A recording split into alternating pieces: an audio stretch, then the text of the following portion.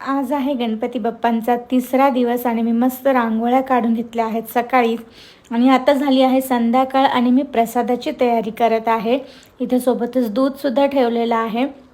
So मी प्रसादाला कणकेचे मोदक बनवणार आहे. गव्हाच्या पिठामध्येच थोडंसं खोबरखीस आणि बारीक रवासुद्धा मी घातला आहे. सोबत ड्राय फ्रूट्स आणि भरपूर असं तूप घालून मी छान मोदक तयार करून घेतले आहेत आमच्या बाप्पाच्या साठीसुद्धा. आणि खाली आमच्या अपार्टमेंटचा जो गणपती बाप्पा आहे त्यासाठीसुद्धा मी मोदक बनवून घेतले आहे. त्यानंतर खाली आलोत आणि मस्तपैकी शेवटची आरती करून घेतली, कारण की आज ह्या गणपती बाप्पाचं विसर्जन होतं. आरती केल्यानंतर मस्त आम्ही प्रसाद खाल्ला आणि महाप्रसादसुद्धा होतं, म्हणजे जेवणसुद्धा होतं. सो आम्ही मस्तपैकी जेवण केलं आणि जेवल्यानंतर गणपती बाप्पांचं विसर्जन करण्यासाठी गणपती बाप्पाला हलवण्यात आलं. मस्त गणपती बाप्पा मोरयाच्या जयघोषामध्ये छान असं गणपती